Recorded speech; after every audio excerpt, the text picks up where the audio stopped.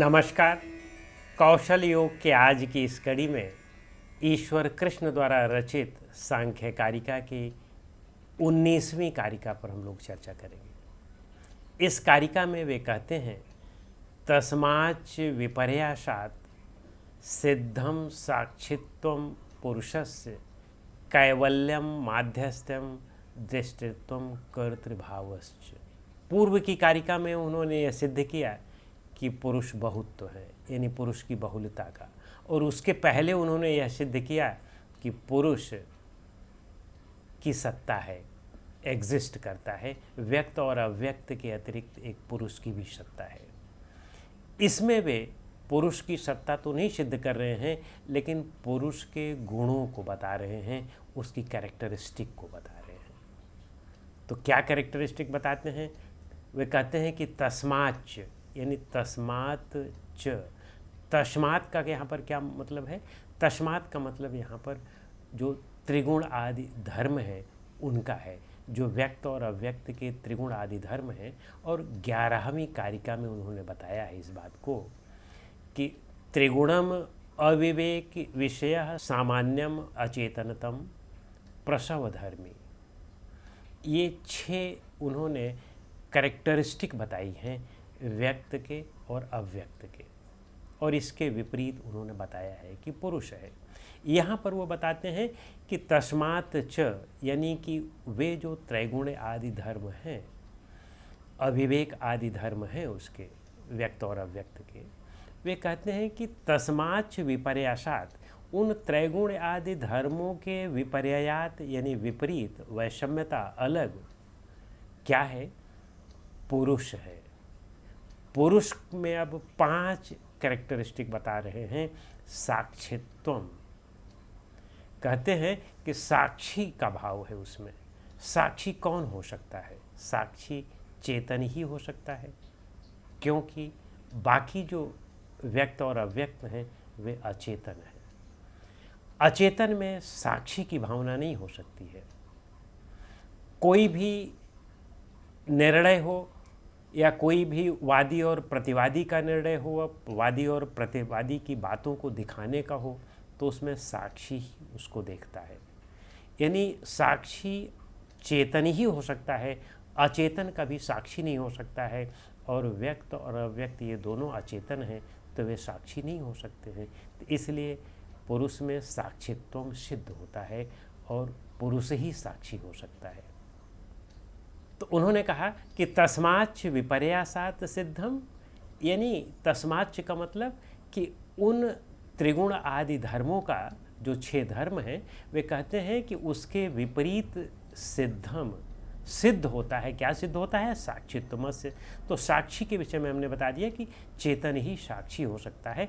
तो साक्षित्वमस्य पुरुषस्य, पुरुष ही साक्षी हो सकता है, और पुरुष, क्योंकि पुरुष चेतन होता है। अब कहते हैं साक्षित्वमस्य पुरुषस्य कैवल्यम। कैवल्य का मतलब क्या है? कैवल का मतलब अकेले रह जाना है। तो हम वैसे 2 हैं, प्रकृति और पुरुष 2 है, दोनों के संयोग से ही हमारा निर्माण हुआ है, दोनों के संयोग से ही हमें शरीर मिला हुआ है, बुद्धि मिला हुआ है, हमारी इंद्रियां मिली हुई हैं, जन्म और मृत्यु होता है। तो वे कहते हैं कि कैवल्य की हम में इच्छा होती है, अकेले होने की इच्छा होती है, क्योंकि प्रकृति में दुख ही है, 3 गुणों से ही वो बना हुआ है। तो उसमें सुख, दुख और मोह या विषाद, ये तीनों होने स्वाभाविक हैं। इनसे हमें अलग होने की इच्छा होती है, कैवल्य की इच्छा होती है, केवल अकेले रह जाने की इच्छा होती है, तो वह पुरुष ही हो सकता है, क्योंकि पुरुष ही इनसे अलग है। बाकी तो सब में प्रकृति के ही गुण हैं, त्रिगुणात और अविवेकात यही गुण हैं। तो इसलिए कैवल्य भी सिद्ध होता है पुरुष में ही, और वह चेतन ही हो सकता है। फिर माध्यस्थ्यम, माध्यस्थ का मतलब मध्यस्थता, मीडिएटर। पुरुष ही माध्यस्थ भी हो सकता है, वही इन दोनों से अलग भी हो सकता है, प्रकृति से अलग भी हो सकता है, वही अनबायस्ड भी हो सकता है, क्योंकि प्रकृति में तो बायस्डनेस ही है, उसमें तो तीनों गुण ही हैं, उसमें सुख भी है, दुख भी है और विषाद भी है। तो उसमें कहीं पर भी यह नहीं हो सकता है कि उसमें मध्यस्थता के गुण हों। तो वह मध्यस्थता के गुण पुरुष में ही हो सकते हैं। फिर कहते हैं कैवल्यम माध्यस्थम दृष्टित्वम, दृष्टा का गुण, चेतन में ही दृष्टा का गुण हो सकता है, क्योंकि व्यक्त और अव्यक्त ये तो दृश्य हैं, ये तो ज्ञेय है। ज्ञाता वह पुरुष ही हो सकता है, इससे भी पुरुष सिद्ध होता है। और फिर कहते हैं अकर्तृभावश्च, अकर्ता, पुरुष ही अकर्ता भी हो सकता है, क्योंकि क्रियाएं तो वे व्यक्त और अव्यक्त में ही हैं, और जब उनमें क्रिया है, कर्ता का भाव है, तो एक ऐसी भी स्थिति आती है जो अकर्ता का भाव होता है, और वह पुरुष ही हो सकता है।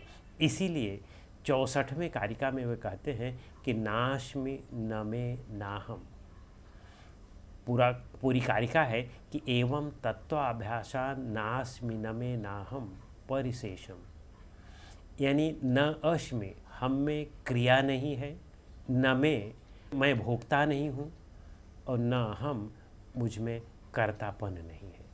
यानी ये तीनों चीज़ें हम में नहीं हैं, हम अकर्ता हैं।